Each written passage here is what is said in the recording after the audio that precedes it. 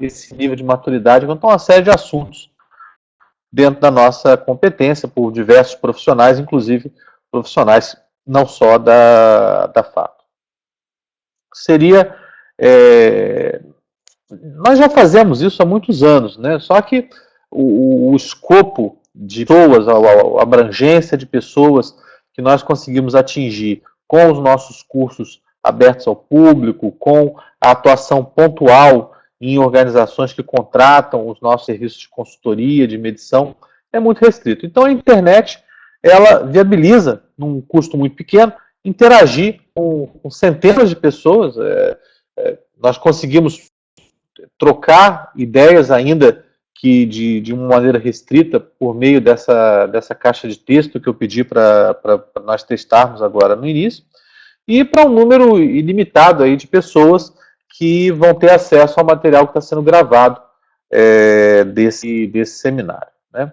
Então, nós decidimos realizar de maneira sistemática uma série de seminários baseados na web, os webinars, que tem um propósito de espalhar informação relevante sobre o assunto de medição, estimativas e requisitos de software.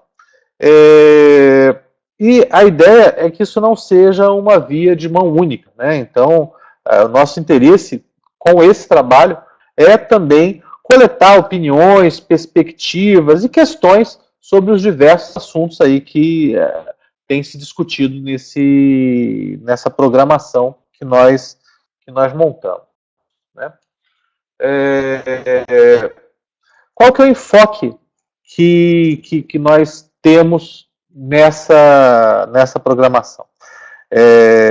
No que depende de desenvolvimento, de customização de software, muitos dos problemas que nós identificamos para que as empresas alcancem os seus objetivos têm a sua origem em problemas de comunicação e conflitos de interesse. E nós percebemos que a gestão de requisitos associada a métricas de software, numa perspectiva de negócio e boas práticas de gerência de projetos, permitem que um trabalho de planejamento, de controle da produção, que diminui bastante o potencial de incidência desses problemas. O que isso significa? Isso significa medir numa perspectiva de resultados entregues, não especificamente em termos de detalhes técnicos de projeto ou implementação.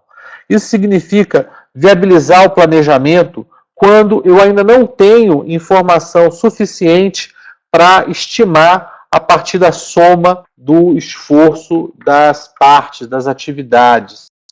Saber diferenciar necessidade de negócio de especificações de solução e aumentar o potencial para que se priorize as especificações que contribuam efetivamente para o atendimento dessas necessidades. E, por fim, isso significa não se ater a uma moda momentânea e usar tecnologias, métodos, para que seja possível planejar com base em fatos, mesmo num plano tático e estratégico, e não perdendo o controle da rotina operacional, né? Os nossos clientes, o que eles conseguiram, né, a partir desse tipo de enfoque? Conseguiram definir novos padrões de aquisição, baseado em padrões internacionais e de mercado, monitorados por meio de acordos de nível disso, desenvolver e aplicar modelos a partir de benchmarking de mercado ou de realizações passadas da própria organização para poder aproximar o escopo, estimar o esforço, custo, prazo, defeitos e entender a relação entre essas coisas. Manter a consistência entre as medições, observando modelos como o do IFPUG, da NES, Cosmic, respeitando as perspectivas das áreas de negócio. Aumentaram a eficiência operacional pela correção de medições majoradas, prevenção de novos defeitos e potencialização de melhoria nos processos pela identificação de desvios sistemáticos que as métricas trazem visibilidade, né? Nesse sentido, contar pontos de função é 50 vezes mais barato do que desenvolver propriamente dito. Então, eu costumo dizer que esse trabalho é um trabalho gratuito, porque os benefícios que se aferem com eles são uma fração que se investe para desenvolver o software como um todo.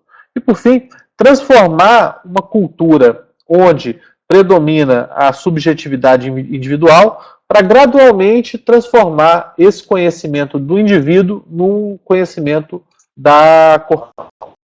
Então, é um trabalho de gestão de conhecimento. Então, em resumo, são negociações mais vantajosas, transparência, um menor gap entre área de negócios e área de TI, uma maior eficiência operacional e instrumentos mais adequados para a gestão do conhecimento.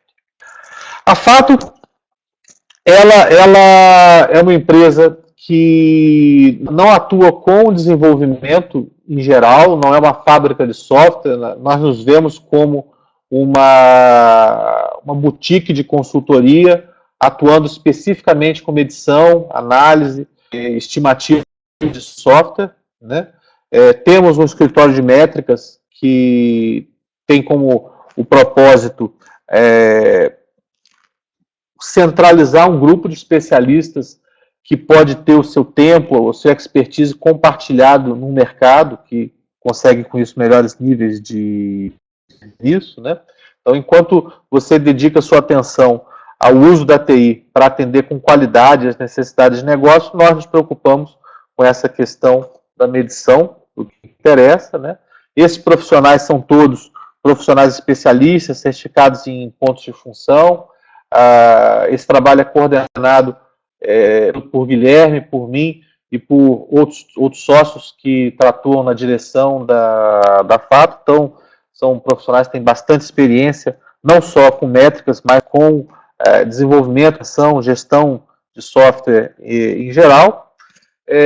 Convido vocês a acompanharem a Fato, né, nas redes sociais, conhecer os nossos serviços de treinamento, de consultoria na área de medição, estimativas de projetos de software, implantação de métricas, contratação de software baseado em resultado, benchmarking, e um trabalho que tem sido bastante demandado recentemente é a integração do desenvolvimento ágil com a governança corporativa usando métricas funcionais. É um assunto que tem tido bastante dos nossos clientes, né?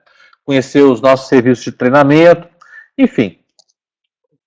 Dê uma visita no nosso site para conhecer um pouquinho mais o que a Fato pode fazer para ajudar você e a sua empresa, né? Sugestão para o evento é trabalhar com uma conexão de banda larga, né? Celular é algo que eu já testei com celular, funcionou bem, ainda mais à noite, mas é mais seguro trabalhar com banda larga. A gente não vai usar broadcast de vídeo, né? Porque a gente sabe que nem todos têm uma conexão adequada para esse fim, né? A parte expositiva vai durar em torno de 45 minutos e a gente separa um período de tempo para que sejam feitas perguntas e que um espaço para discussão, né, apresentações sobre o tema apresentado.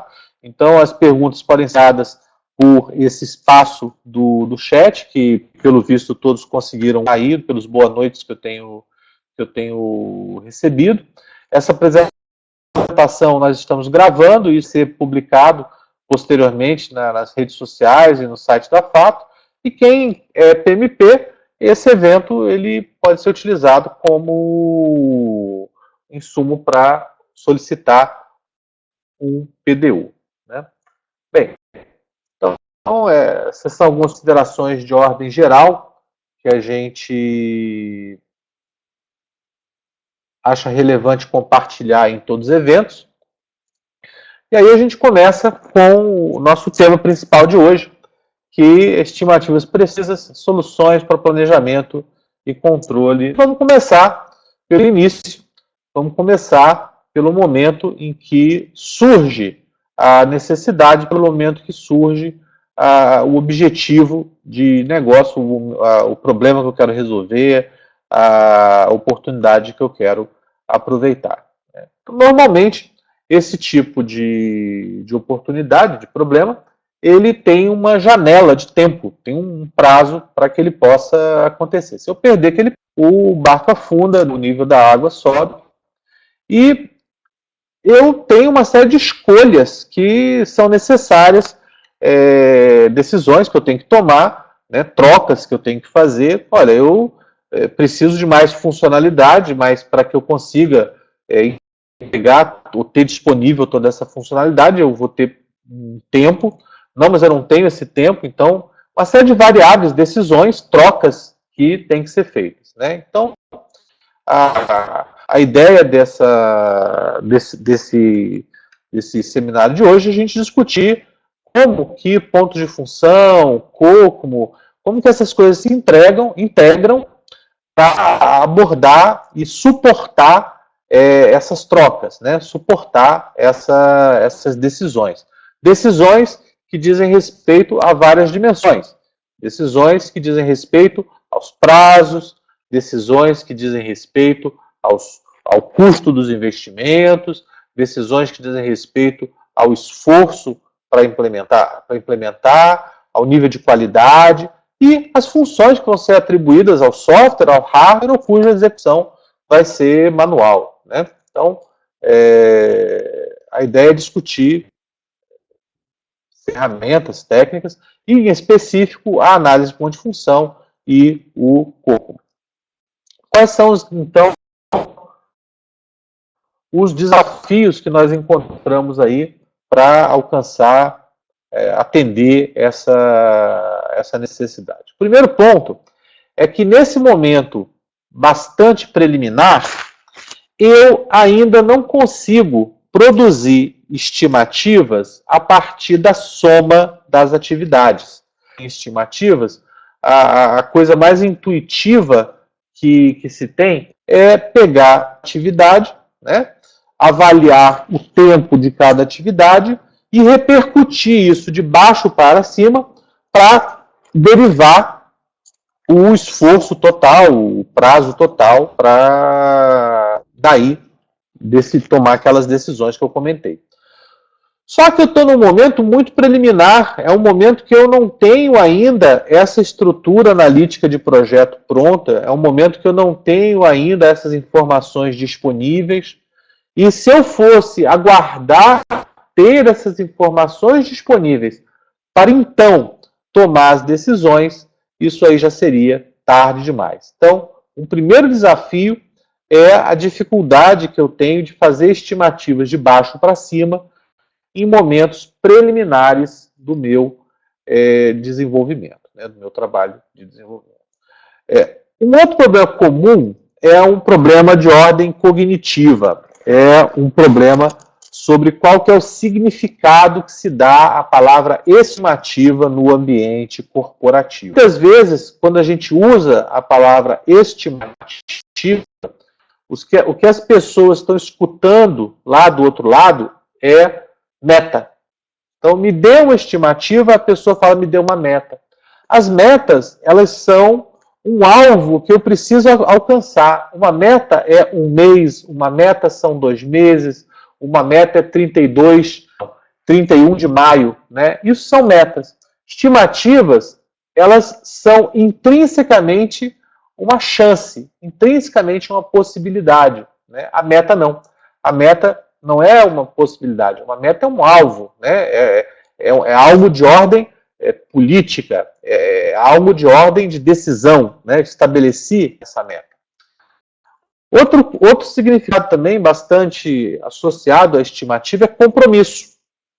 Então, quando você solicita de alguém uma estimativa, algumas vezes o que você está querendo, na verdade, não é uma estimativa, mas é um compromisso. Olha, eu quero que você se comprometa a alcançar determinada meta que você mesmo está dando, né? E com isso eu vou seguir o meu trabalho de planejamento. Então, isso também não é uma estimativa. A estimativa, ela representa insumos para que a pessoa possa estabelecer uma meta, representa insumos para que a pessoa possa assumir um compromisso. A estimativa, ela é outra coisa. A estimativa é uma possibilidade, né? Existe uma chance de aquele número se revelar correto. Então, estimativa normalmente deve estar associada a uma probabilidade, a uma chance, a uma possibilidade.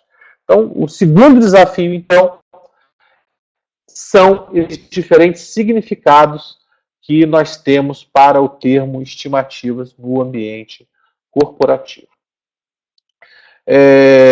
Então, nas organizações, é comum que quando um dos responsáveis pelo negócio pede uma estimativa, o que ele está esperando, na verdade, é um número que ele vai usar como uma... Qual que é a consequência desse tipo de coisa? A consequência é que o tratamento dado a esse número seja muito similar a quando você vai no mercado árabe, no mercado persa, e só tem uma variável sendo discutida, é o preço. Você chega lá, eu quero comprar esse produto. Esse produto custa 500 dinheiros. Não, muito obrigado, eu não quero. Não, peraí, freguês. Quantos dinheiros você quer pagar por isso? Está achando caro? Quantos dinheiros? Não, eu quero pagar 100 dinheiros. Não, 100 dinheiros é muito pouco, 100 dinheiros eu não consigo, você está me ofendendo com isso? Não, então tá bom. E aí começa é uma negociação, né, onde basicamente está se discutindo não trocas, está se discutindo uma única variável, que é o preço por determinado produto. Eu não tenho nessa sistemática, nessa negociação, uma avaliação de compensações, indicando quais são os custos, quais são os prazos, quais são as consequências inerentes àquelas trocas, né? Então, tratar a estimativa como uma meta, um compromisso, acaba propiciando esse tipo de coisa. É muito comum um significado religioso nessa coisa de estimativa. É muito comum o sujeito tratar essa coisa de estimar como uma reta, né? Olha, eu quero que você dê o seu prazo para fazer aquilo, né? E esse vai ser a minha meta. Se der tudo certo, né? Muito que bem. Se der tudo errado, você que é o vilão da história. Isso está muito mais próximo de uma profecia. Olha, me tease o futuro, né? É que nem você pedir para uma pessoa, olha, qual é o grau de confiança que você quer? Eu quero 100% de certeza, né? Bem, se é 100% não é uma estimativa, é uma profecia. A gente tem que ir até algum estabelecimento religioso para obter essa informação, né? Então, quando a administração, né, ela delega para que a TI, né, ela forneça essa estimativa pontual, né, ela, na verdade, está delegando uma responsabilidade que nem sempre é compatível com a autoridade ou do departamento, quanto mais de uma pessoa individual, né? Então, um desafio aí que a gente tem nesse assunto estimativa, citei a questão cognitiva do nome estimativa, da palavra estimativa, citei a dificuldade de fazer a estimativa somando as partes, e uma terceira dificuldade aí é essa coisa do gap, da lacuna entre autoridade e responsabilidade, né? E eu vejo que os profissionais de TI, eles são cúmplices nesse tipo de coisa, né? Tem essa historieta aqui do Gilbert, ela é bem emblemática aqui dessa coisa, né? Eu preciso de uma estimativa para o orçamento, mas eu não sei absolutamente nada sobre o escopo, né? Ou sobre o projeto desse projeto. Ok, minha estimativa são 3.583.729 dólares. Aí, mas você não sabe nada sobre o projeto? Então somos dois, né? Quando a pessoa fornece uma estimativa dessa forma, ela na verdade, ela está passando uma impressão de que aquela estimativa é uma meta, é um compromisso que o sujeito consegue profetizar, né? É muito comum as estimativas não estarem associadas a uma janela, né, que permita avaliar qual é o viés otimista, qual é o viés pessimista daquela resposta, né? Então, uma necessidade fundamental nesse assunto de estimativas é que a gente consiga fazer estimativas ainda com a informação que eu tenho em tempo de planejamento. Eu estou ainda concebendo, eu estou ainda desenhando aquela solução e uma avaliação de esforço, de custo, de prazo em momentos preliminares do meu ciclo de vida, né? Então, quais são as informações que eu costumo ter neste momento? Olha, eu sei quais são os meus objetivos, eu sei quais são os problemas que ele se propõe a resolver, eu sei quais são as oportunidades que ele se propõe a aproveitar. Eu conheço quais são as restrições técnicas, quais são as restrições de negócio que são impostas para aquele projeto. Eu tenho premissas sabidas como premissas que eu preciso assumir para começar a trabalhar. Então, eu sei que aquilo é algo que pode mudar ali ao longo do trabalho. Eu tenho um escopo, mas é um escopo ainda em termos de áreas funcionais. Eu sei, olha, essa solução, ela tem impacto em determinadas áreas funcionais e não tem impacto em outras áreas funcionais que vão continuar trabalhando de maneira manual. Eu sei que alguns processos vão ser abordados e outros processos vão ficar de fora. Eu não sei ainda especificamente quais tarefas, quais atividades vão ser objetos de informatização ou de automação. Mas eu sei dizer que, olha, esta área, esse macroprocesso, ele vai ser afetado pelo desenvolvimento em andamento, né?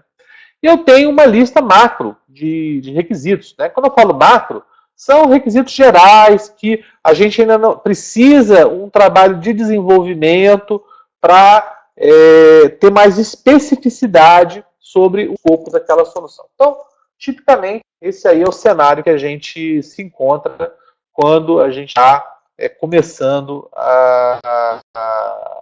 um projeto de desenvolvimento, né? Eu uso o termo desenvolvimento, mas entendo também manutenção, porque muitas vezes se usa a palavra desenvolvimento e a pessoa fica com a mentalidade só de fazer um novo produto, né?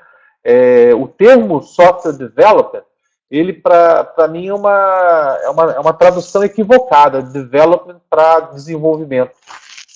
Development está muito mais próximo de revelação do que desenvolvimento. Então, eu vou usar o termo desenvolvimento, mas no fundo é um processo de revelação, tal qual uma foto é revelada, né? Uma segunda necessidade é que a gente consiga traduzir as estimativas feitas com essas informações que eu acabei de discutir agora,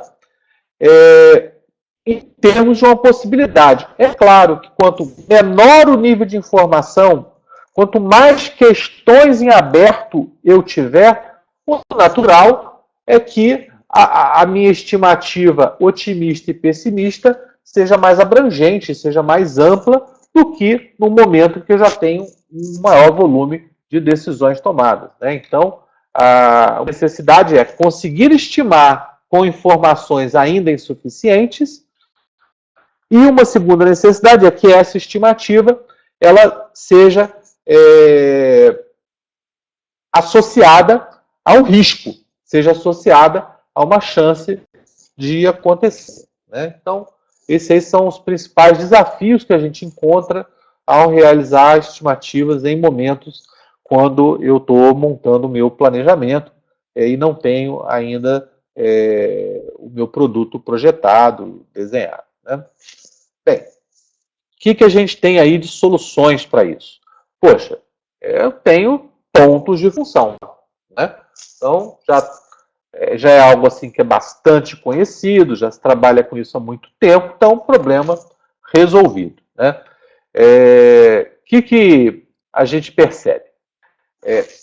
A Fato tem feito um esforço para difundir pontos de função na América Latina e na Espanha. Esse webinar inicialmente foi feito, inclusive, para esse mercado que não é o nosso mercado. No nosso mercado, a gente já tem uma maturidade maior nesse assunto.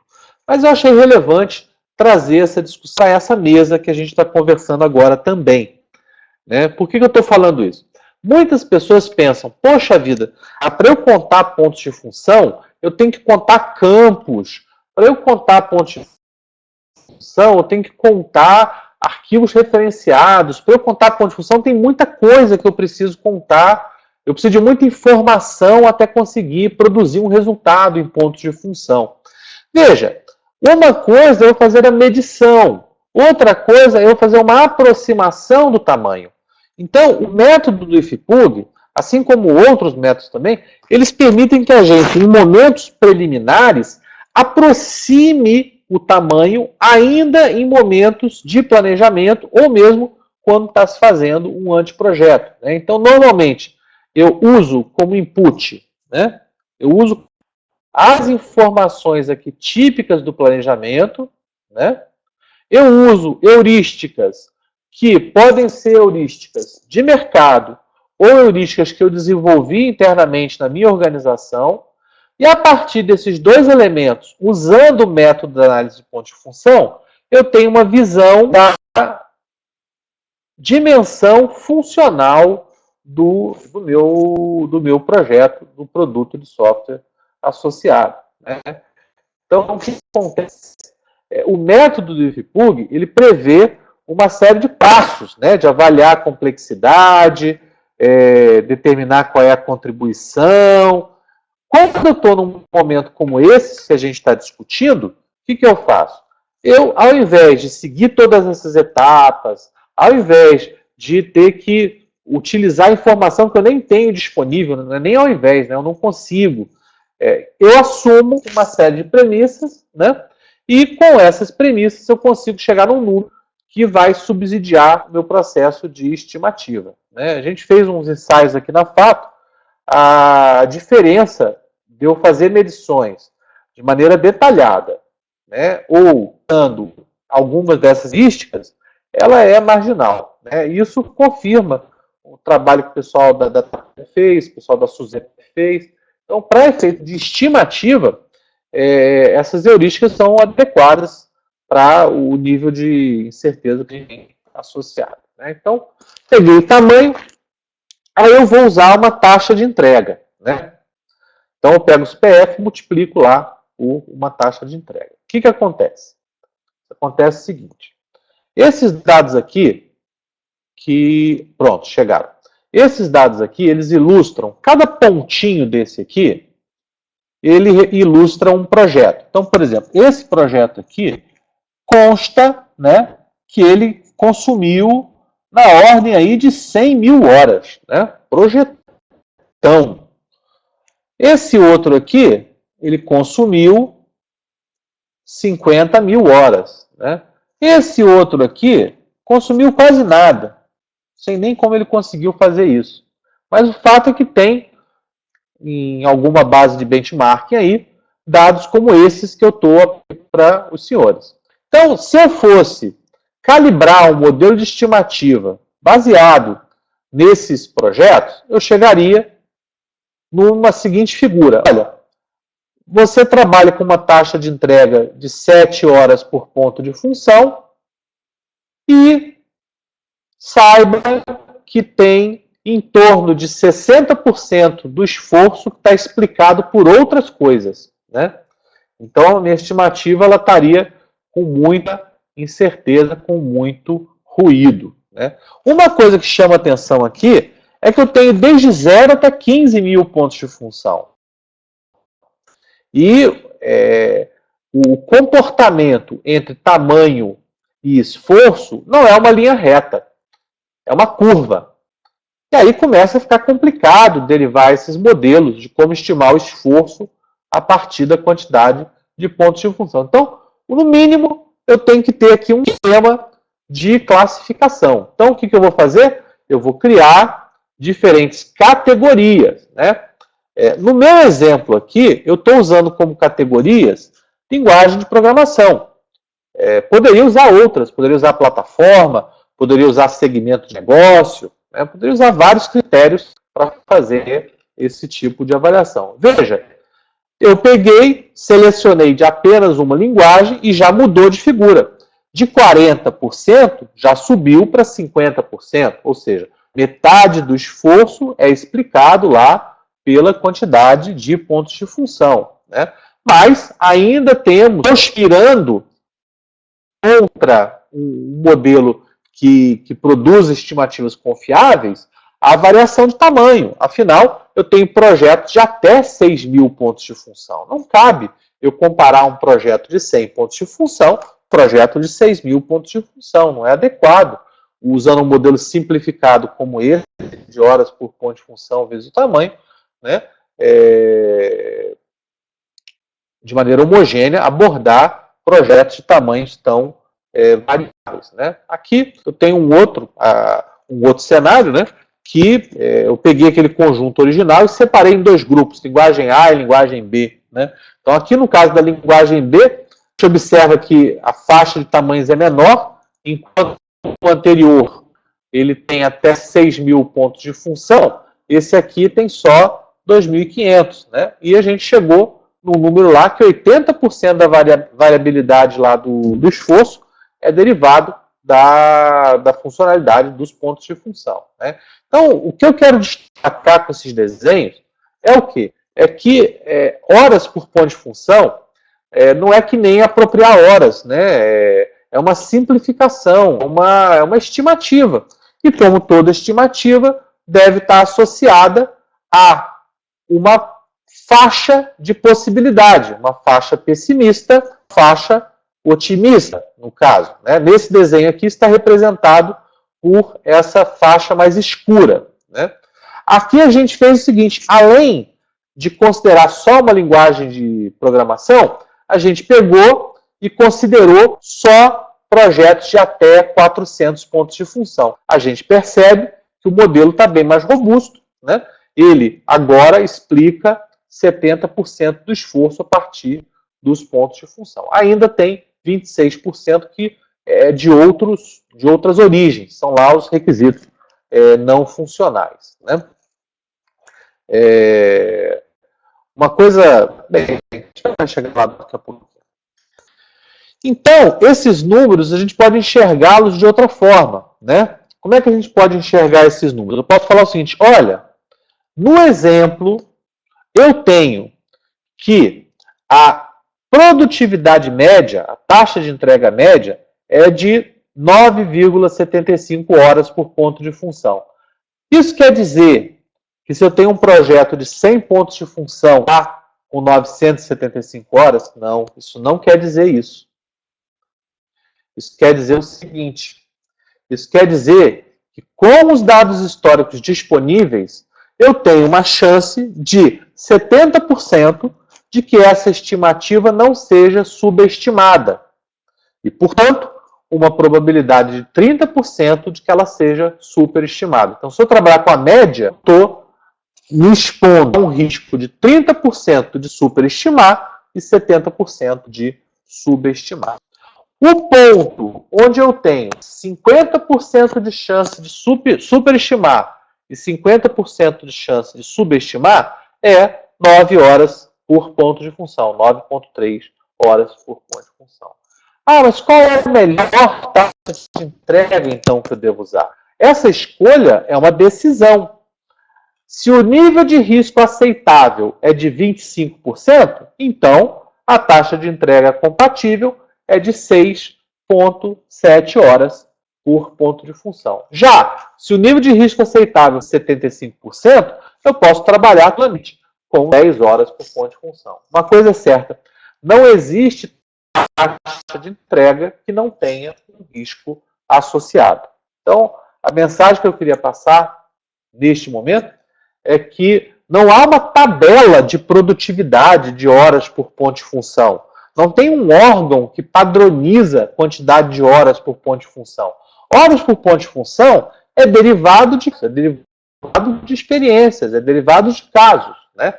Então, sempre tem associada um risco, né, uma chance daquilo não acontecer. Né?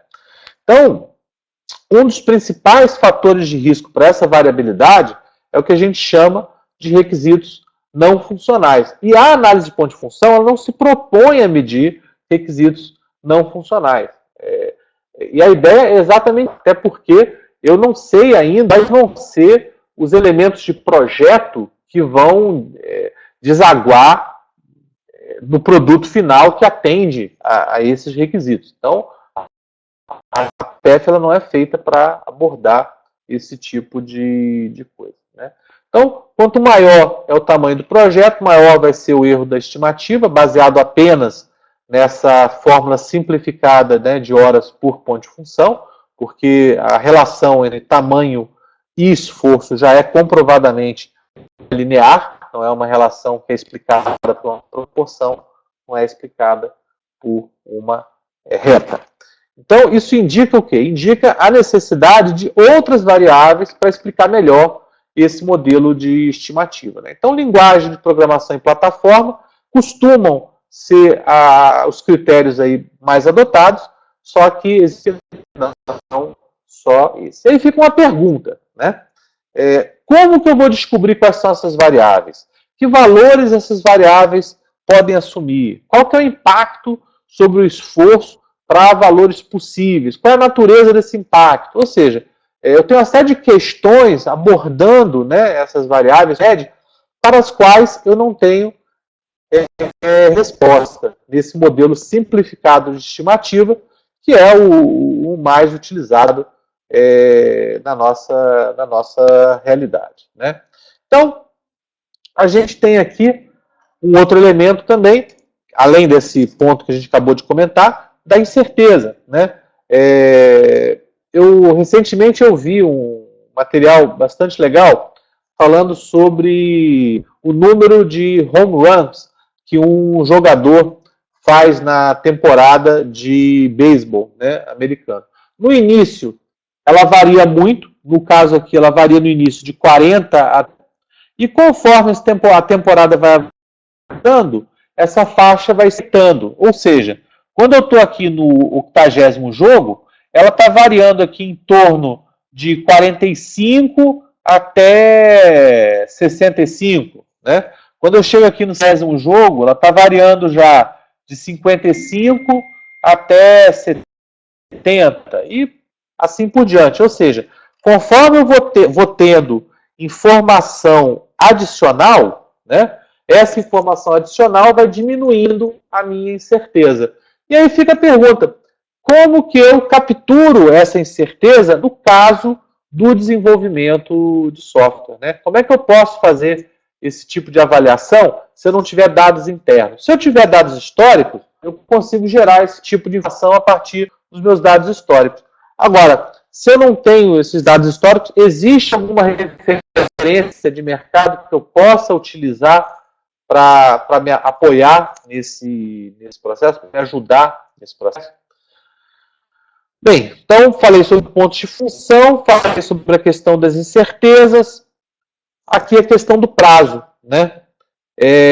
A gente vive uma síndrome há décadas, né? Que é a síndrome das 9 mulheres não fazem um filho em um mês. Né? Então, mais uma tirinha aqui do Gilbert, é o seguinte, ele contratou 300 pessoas, e aí essas 300 pessoas vão atacar um projeto de 300 homem-dia. 300 pessoas, 300 homem-dia, em um dia o projeto resolve o trabalho todo. Né? O que aconteceu? Ele avançou além do limite em que a proporção funciona. Então, entre um determinado intervalo de tempo, essa lógica de colocar duas pessoas metade do tempo funciona, dentro de determinada faixa. Se eu tentar ir além desses pontos, aí acontece como na situação da tirinha do Gilbert. Né? E aí, a pergunta por que isso acontece? Isso acontece por dois motivos. O primeiro motivo é a quantidade de caminhos de comunicação. Né? Quanto mais pessoas você coloca, mais caminhos de comunicação você tem. Então, imagina 300 pessoas num dia só trabalhando juntos. Quantos caminhos de comunicação não tem? E um segundo motivo é a questão de sincronização entre atividades que antes seriam executadas separadamente. Né? Então, esses dois fatores provocam que essa relação entre o uso e o esforço não seja uma reta, não seja uma coisa linear. Né? E surge, então, uma terceira pergunta, quais são os limites? Até onde eu posso avançar? Onde é que estão esses limites? Então, essas três perguntas que a gente explorou agora, o COCOMO ajuda a abordá-las.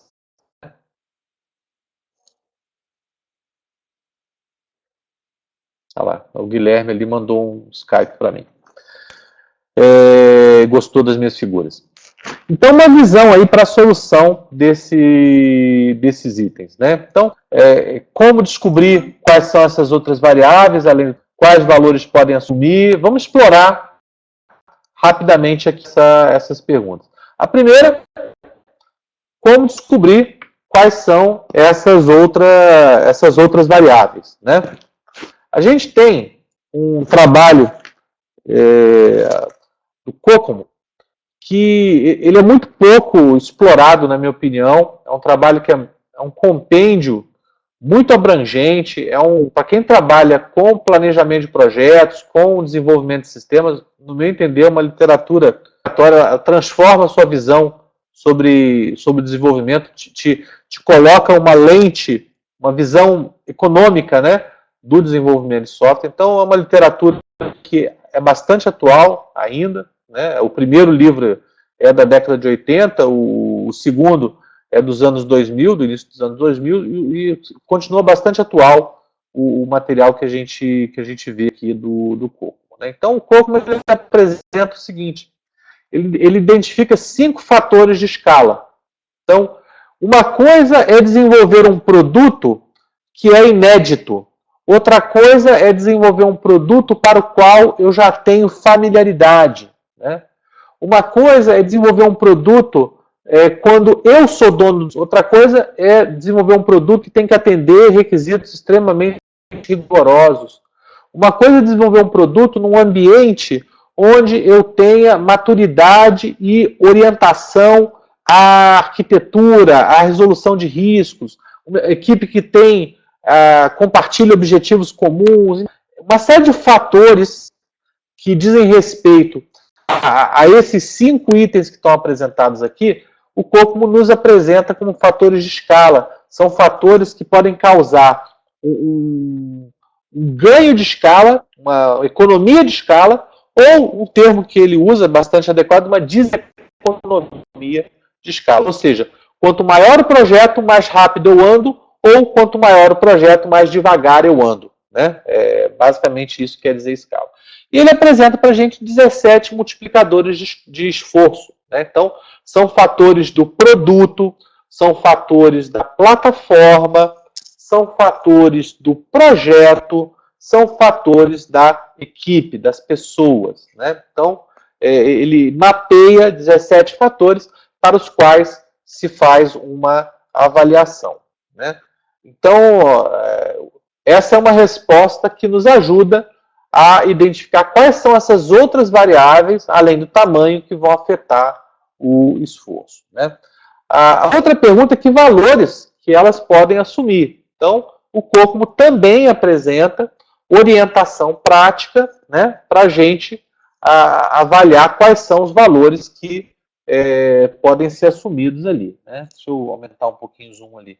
Então, no caso, esses elementos que estão sendo apresentados, eles dizem respeito ao fator confiabilidade, que varia desde uma pequena inconveniência até risco à vida humana. Né? Então, ele nos orienta sobre como fazer essa classificação. Então, vamos voltar às nossas perguntas. Qual que é o impacto sobre o esforço para os valores possíveis? Então, o COCOMO também ele nos apresenta aqui a avaliação, né, numérica de qual que é o impacto desses itens. Esses aqui são mais difíceis de nós explicarmos porque são utilizados para avaliar aqueles fatores de escala. Esses aqui são mais fáceis, porque são multiplicativos, né? Então, por exemplo, um software que oferece risco à vida humana, ele implica em eu ter 26% a mais de esforço do que eu teria num desenvolvimento que causa uma pequena perda financeira, né? Então, ele estabelece os graus que têm um maior ou menor impacto em cada um desses fatores de custo apresentados lá no corpo, né? A outra pergunta aqui, acabei passando por ela, como que é a natureza desse impacto? É proporcional? É exponencial? O corpo é um modelo que trabalha não simplesmente com uma produtividade proporcional. Eu tenho duas produtividades. É como se eu tivesse uma produtividade proporcional e uma produtividade exponencial. Então, o modelo ele já é naturalmente definido, né, a sua forma já prevê essa relação de que conforme o tamanho aumenta, a minha produtividade muda. Eu acho que essa frase é que melhor descreve isso. Conforme o tamanho aumenta, a minha produtividade muda. O modelo ele captura esse tipo de coisa. Então, eu tenho um índice de produtividade proporcional, tenho a avaliação dos impactos que são proporcionais, tenho uma produtividade que é exponencial e tenho os fatores que têm um efeito exponencial, né? Então, aqueles números que eu mostrei, eles se encaixam aí nessa forma. A ideia é que a pessoa não precise ela derivar uma equação como essa. O COCOMO ele já fornece isso para a gente e eu nem preciso me preocupar muito com essa fórmula. Um dos principais valores do COCOMO, na minha opinião, é esse ponto, é responder essa questão que está aqui na tela. Olhar qual que é a relação entre a maior e menor distância entre as estimativas otimistas e pessimistas. Tem um elemento no COCOMO que é chamado cone da incerteza. E ele fala o seguinte: quando você está no momento de final da iniciação, por exemplo, ou seja, eu já tenho meu escopo identificado nos termos que eu no slide anterior. Se eu tenho uma estimativa de 100 horas, essa estimativa de 100 horas, ela indica uma estimativa de 67 até uma estimativa de 150, neste momento. Se eu tiver um momento anterior à iniciação, essa faixa ela é mais ampla, ela varia de 50 até 200. E com base nesse cone, eu posso me posicionar quando eu for elaborar uma estimativa. Então, mesmo que eu não use estritamente o COCOMO, eu posso utilizá-lo para me ajudar nas minhas estimativas a produzir faixas, né, de otimista e pessimista. Né? Então, essa é uma resposta aí que o COCOMO dá. E por fim, a terceira pergunta que a gente tinha formulado é quais são os limites que a aproximação de proporcionalidade ela funciona, né? Aquela coisa, uma pessoa 10 dias, duas pessoas 5 dias. Qual é o limite para que essa funcione? Então, o COCOMO ele fornece também uma equação para fornecer o prazo. Ou seja, quando a pessoa trabalha com COCOMO, ela produz o quê? Uma estimativa de esforço e uma estimativa de prazo. E a equipe ela é derivada dessas duas estimativas. Né? Bem, chegamos aí, até para falar a verdade, até me atrasei um pouquinho. Eu queria convidar os senhores para preencher uma pesquisa. Né? Essa pesquisa ela é bastante importante para a gente. Né? E enquanto fazendo a pesquisa, sintam-se à vontade de a gente colocar questões, né? Dúvidas que vocês tenham aí sobre o assunto que a gente discutiu. Então, deixa eu liberar aqui a pesquisa para a gente. Assim que eu. Meu browser aqui.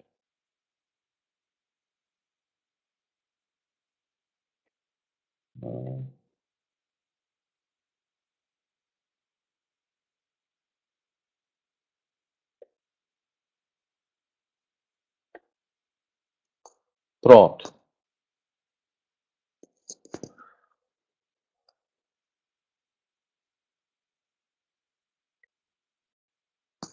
Está aberta aí a pesquisa. E aí, legal. Dionei Piazza colocou a seguinte pergunta: como lidar com a situação em que uma determinada área administrativa não assume o risco pela estimativa recebida? Bem, primeira sugestão, Dionei, é mudar a forma como nós produzimos as nossas estimativas, né? O primeiro ponto é que a gente passe a fornecer estimativas como faixas, e que essas faixas tenham algum fundamento, ou em projetos que nós já tenhamos feito, ou em dados de referência de mercado, como o COCO. Então, o primeiro ponto é apresentar isso. O segundo ponto é perguntar para essa área administrativa, né? Vamos chamar de autoridade. Para essa autoridade, é o seguinte: autoridade, qual é o risco que você quer assumir? Eu quero assumir risco zero. Olha, risco zero não existe. A estimativa mais conservadora, que tem um risco muito baixo, né, de 1%, é de tanto. Mas ainda assim tem 1% de chance. Por exemplo, quando a gente fala 5%, o que isso quer dizer? Em cada 10 vezes que você anda de ônibus, 5 vezes você é assaltado. Isso é motivo para você andar de carro? Então é esse tipo de trabalho que tem que ser feito. Então, essa área administrativa, ela costuma não assumir esse risco porque nós não damos subsídios fundamentados para que eles tomem essa decisão, né? Então, a ideia é montar um racional baseado em referenciais de mercado, como esse do COCO, como que eu apresentei aqui hoje, né? Com base em dados históricos da própria empresa, e aí colocar, olha, a estimativa é de tanto até tanto. Qual é o risco que você está disposto a assumir? Eu quero assumir um risco de 50%. Então, esse aqui é o número que reflete essa coisa. Ou seja, você como técnico, você apresenta as informações técnicas. E aí você solicita a decisão. Qual o risco que você quer assumir, né? Então, essa é a minha sugestão para abordar esse tipo de situação aí que o Dionei colocou, né? Dionei, era isso que você queria discutir? Então, o primeiro passo é que nós... é uma tendência natural da pessoa ela querer imputar o problema sempre na outra parte, né? Vamos tentar fazer algo que nós podemos fazer para então, né, transformar essa outra parte. Mais alguém gostaria de colocar alguma coisa?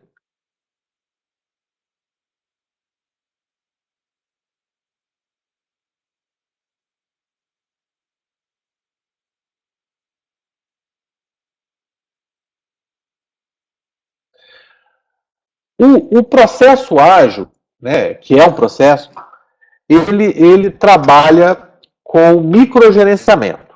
Então, no mundo ágil, a gente tem as histórias do usuário, nós temos os story points, e esses story points, eles são métricas locais, são métricas para aquela equipe, né?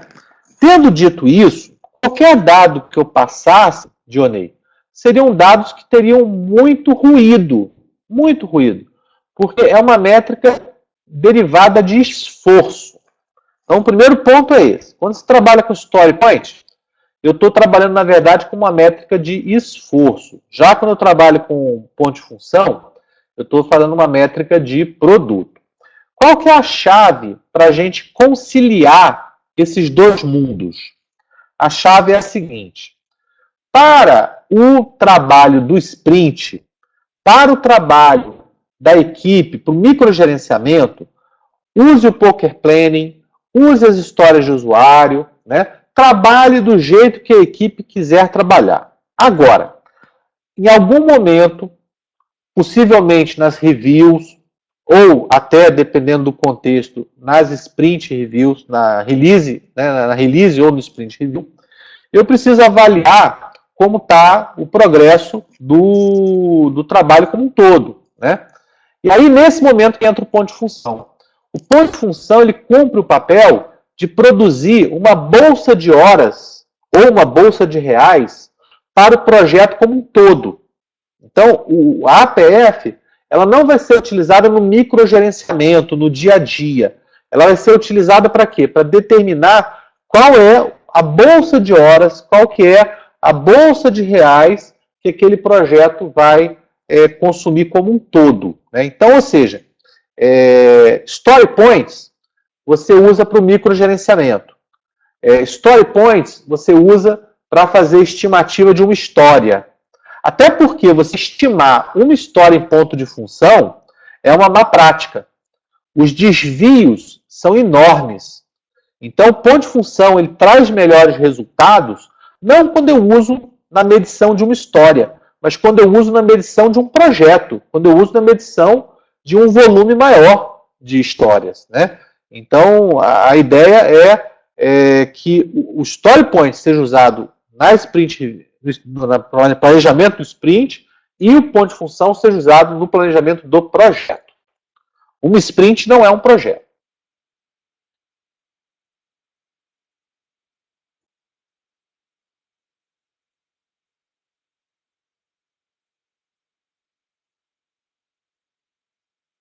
Mais alguém gostaria de se manifestar? Temos aí, chegou a ter umas 25 pessoas, estamos com 21 pessoas agora. Alguém gostaria? Veja, não se preocupem só em fazer perguntas. Se vocês quiserem dar algum pitaco, colocar algum tema em discussão, fiquem à vontade.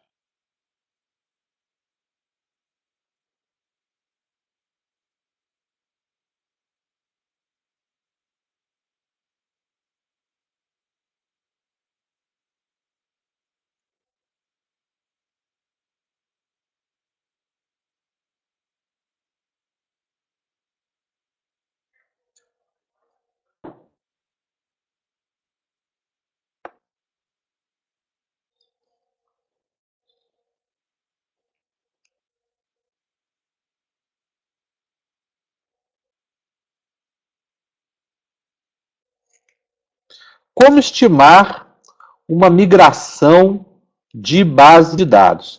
Danilo, eu já participei de projetos que a migração representava um projeto quase tão extenso quanto o próprio desenvolvimento.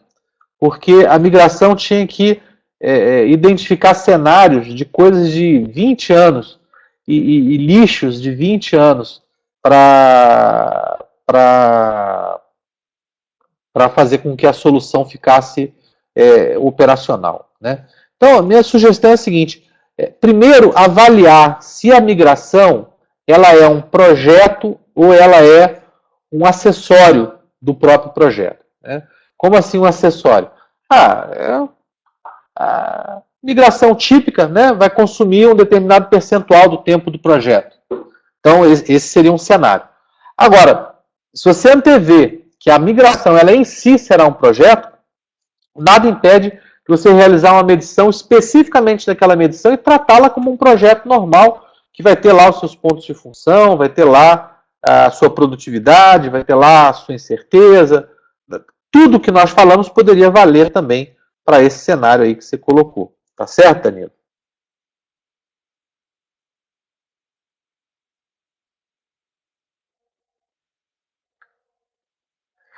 Fabiola colocou o seguinte: devemos considerar esforço de garantia na contagem de HH por PF? Com certeza. Com certeza isso é necessário. Por quê? Porque corrigir defeitos é parte do processo.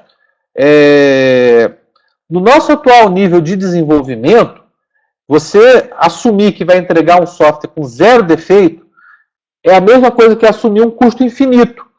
porque a gente não consegue ainda fazer isso. Então, é certo que haverá correção de defeitos. Então, o que deve ser feito? Avaliar quanto se costuma gastar nesse processo, né? E inserir isso na quantidade de horas por ponto de função. Agora, atenção! A ideia é que você monitore esse tipo de coisa. Identifique fatores que promovem esses defeitos e ataque esses elementos. Então, a ideia é inclua no seu preço, mas esteja atento que isso diminui o teu desempenho, né, do processo. A métrica simplesmente vai revelar isso. Né? Há um fato. A métrica vai traduzir esse fato.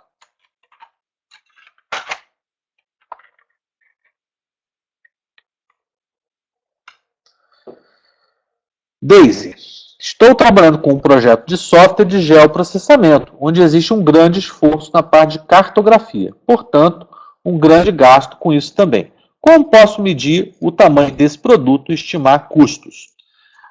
Daisy, uma coisa legal do Kokomo é a gente enxergar o desenvolvimento do software nessa visão de planejamento da produção. Eu vou dar um exemplo com o portal, né? Contratação de sistema para desenvolver portal. Uma coisa é o authoring das páginas, uma coisa é a elaboração do conteúdo, uma coisa é você fazer a diagramação das coisas. Isso é um trabalho que tem tabela de preço de agência de publicidade até para fazer isso. Né? No caso da cartografia, no caso de um sistema de gerenciamento eletrônico de documento, eu imagino que seja similar.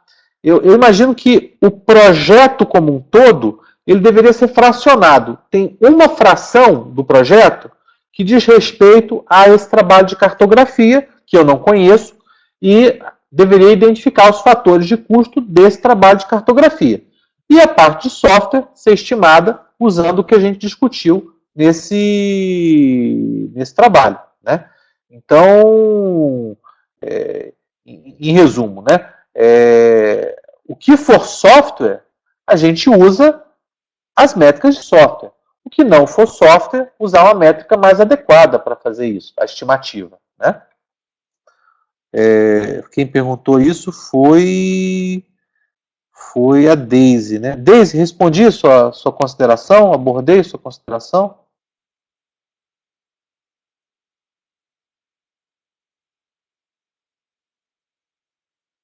Perfeito. Silvio. Aplicação da ATF para manutenção de software. Alguma sugestão?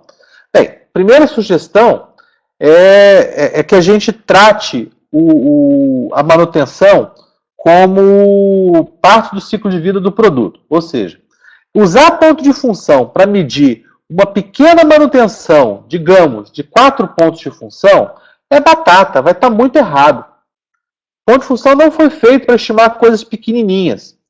Agora, se você tratar as várias manutenções que aquele produto vai ter ao longo de uma versão, como um projeto, e usar o ponto de função não para estimar pontualmente uma tela ou um relatório, mas para estimar o projeto daquela nova versão, você vai ter resultados muito melhores. Então, usar ponto de função para estimar a manutenção, eu vejo de duas formas. Uma forma como uma versão.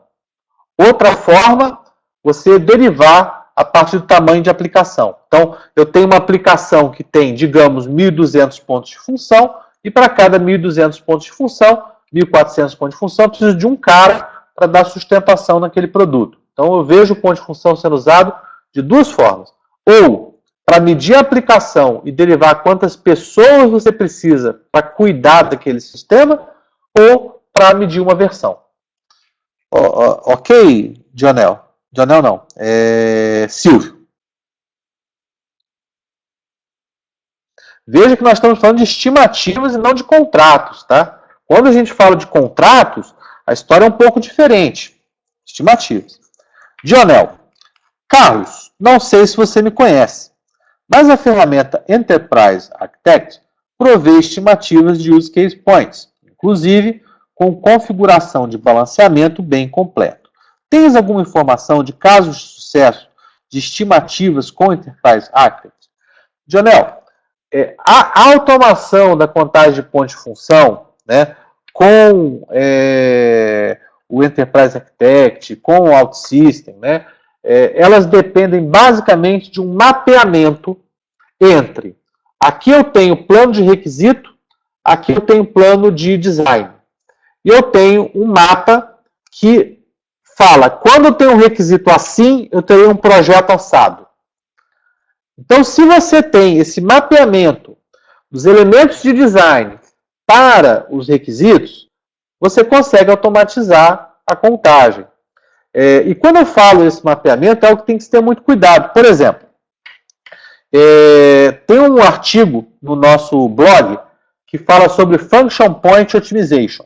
A gente estava dando um curso de engenharia de requisitos e a pessoa que assistiu, ela tinha o seguinte interesse: eu quero maximizar a minha contagem de pontos de função. Eu fiquei bem seguro até, eu vou responder isso. Falei, vou responder, né? A pessoa está aqui, a informação ela é amoral. A pessoa pode usar tanto para o bem quanto para o mal. Então, eu falei o seguinte: se você fracionar o teu sistema em casos de uso separados, você potencialmente aumenta a tua contagem, porque o caso de uso, quando bem feito, ele se refere a uma tarefa ou serviço do usuário, uma coisa completa que atende ao requisito lá de alto contido. Só que, na hora que eu for contar, se eu estiver me baseando, não nos casos de uso, mas estiver me baseando num gestor, que eu pergunte qual o motivo desse trabalho ter sido fracionado. Ele foi fracionado para ficar mais fácil de usar? Ele foi fracionado? E ele responder sim, ele foi fracionado para ficar mais fácil de usar. Então, isso não deveriam ser 5 casos de uso, deveria ser só um caso de uso. Houve erro no requisito, né? Então, Daisy não, é o Silvio, é o Dionel. Então, Dionel, a qualidade dessas derivações, desses automatismos dos pontos de função, ele está muito relacionado a duas coisas. A qualidade dos requisitos em termos da sua compatibilidade com o funcionamento do negócio, com as tarefas e serviços do usuário, e de haver esse mapeamento entre uma visão de requisitos para uma visão de implementação. Não sei se eu consegui abordar o que você queria, Dionel. Me dá uma luz aí.